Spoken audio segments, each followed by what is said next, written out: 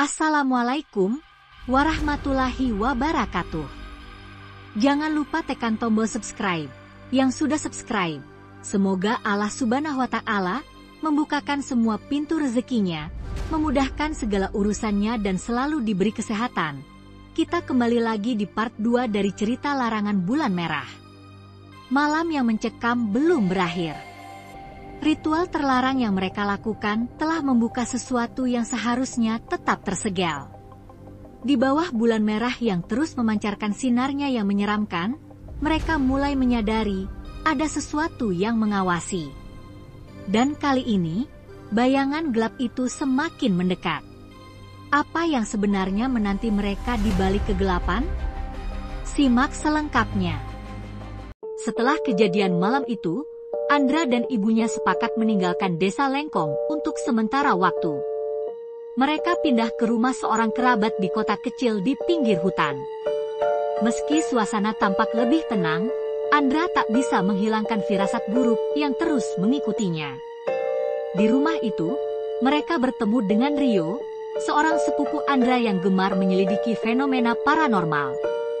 Rio yang ceria segera menyadari ada sesuatu yang tak beres dengan Andra. "Malam-malam kau sering bergumam dalam tidur, Andra," kata Rio sambil menyeruput kopi. "Apa yang sebenarnya terjadi di desa itu?" Andra ragu untuk bercerita, tetapi akhirnya ia mengungkapkan semuanya, dari larangan bulan merah hingga kemunculan penari merah. Rio mendengarkan dengan serius. "Kau bilang dia bersumpah akan kembali. Artinya, ini belum selesai, Andra.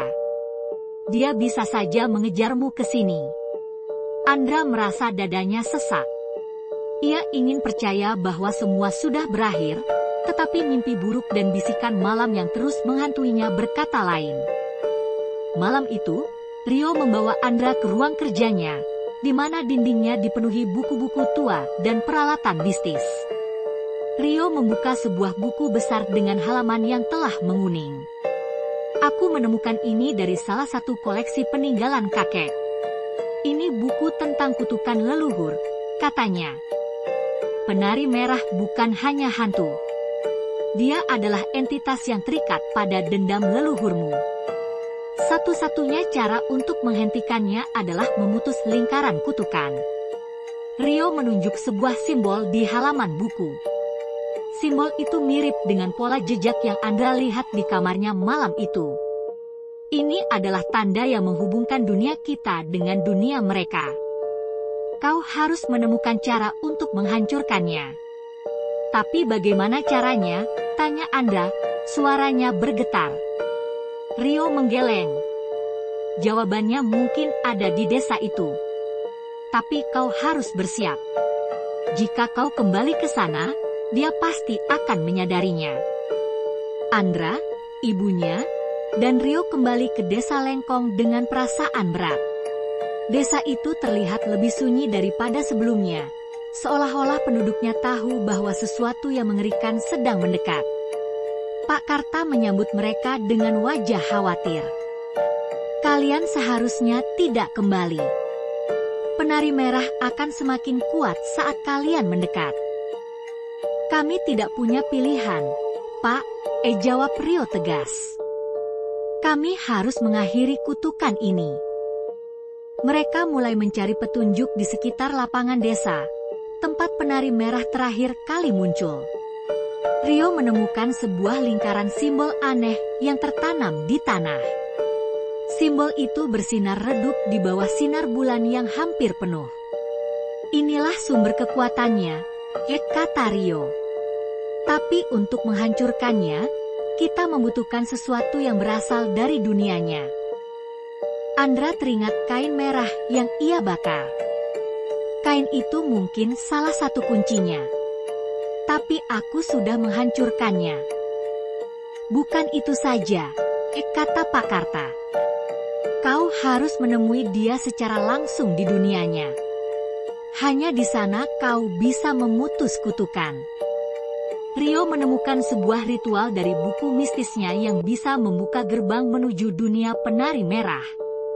Ritual itu membutuhkan lilin, darah keturunan, dan sebuah cermin besar. Meski takut, Andra setuju untuk melakukannya. Di malam bulan merah, mereka berkumpul di lapangan desa. Rio menyiapkan semua peralatan, sementara Andra berdiri di depan cermin besar yang telah ditutupi kain hitam. "Siap?" tanya Rio. Andra mengangguk, meskipun tubuhnya gemetar. Rio membaca mantra, dan angin dingin mulai berhembus kencang. Cermin itu mulai bergetar, dan kain hitam yang menutupinya terlepas dengan sendirinya. Dari balik cermin, muncul bayangan penari merah. Wajahnya yang pucat tersenyum lebar saat melihat Andra. "Kau kembali," katanya dengan suara yang menggema. "Kau akan menari untukku." Sebelum Andra sempat bereaksi, cermin itu menyedotnya ke dalam. Rio dan ibunya hanya bisa melihat bayangan Andra menghilang, meninggalkan keheningan yang mencekam. Andra terbangun di dunia lain, sebuah tempat yang gelap dan sunyi, dengan lantai kayu yang berderit dan dinding penuh dengan cermin retak. Di tengah ruangan, penari merah berdiri dengan gaunnya yang bersinar merah darah. "Kau pikir kau bisa menghancurkanku?" katanya sambil tertawa. Kutukan ini adalah siklus yang abadi. Andra merasa tubuhnya mulai bergerak sendiri, mengikuti irama biola yang terdengar dari kejauhan. Ia menari, lebih cepat dan lebih cepat, hingga napasnya hampir habis. Namun, di tengah kekacauan itu, ia melihat sesuatu di salah satu cermin, bayangan seorang wanita yang berbeda. Itu adalah Sari, penari merah, sebelum ia menjadi entitas menyeramkan. Wajahnya penuh dengan kesedihan, bukan kemarahan. Andra memutuskan untuk mengambil risiko. "Kau tidak ingin ini terjadi, bukan?" katanya kepada bayangan itu. "Mereka yang menyakitimu sudah tiada. Kau tidak harus terus melanjutkan dendam ini." Bayangan itu terdiam, dan musik biola berhenti sejenak. Penari merah berbalik, wajahnya berubah menjadi penuh kebingungan. "Kau tidak mengerti," katanya dengan suara pelan. "Aku tidak punya pilihan. Aku adalah kutukan." Andra melangkah mendekat. "Jika kau melepaskan ini, kau bisa bebas. Kau tidak harus terus menjadi bagian dari siklus ini." Untuk pertama kalinya, penari merah tampak ragu. Musik biola melemah, dan ruangan itu mulai retak, seolah-olah dunia itu sendiri runtuh. Pukul 3. Rio dan Ibu Andra menarik tubuhnya keluar dari cermin saat dunia lain mulai menghilang. Penari merah tidak muncul lagi, tetapi gaun merahnya tersisa di tanah, terbakar perlahan. Andra terbaring lemah, tetapi ia merasa ringan untuk pertama kalinya. "Aku pikir dia akhirnya bebas," katanya pelan. Pak Karta muncul, mengangguk dengan wajah lega. "Kau telah mengakhiri kutukan ini. Desa ini berutang banyak padamu."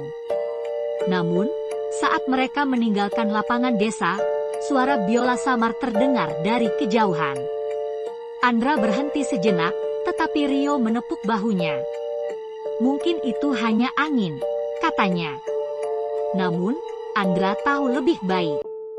Meski penari merah telah pergi, cicit-cicit kecil dendam mungkin masih bersembunyi di antara bayangan. Begitulah akhir ceritanya. Kisah penuh misteri dan kengerian yang mengingatkan kita untuk tidak bermain-main dengan hal-hal yang tidak kita pahami.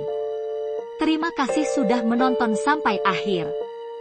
Jangan lupa untuk subscribe agar kalian tidak ketinggalan cerita-cerita menarik lainnya.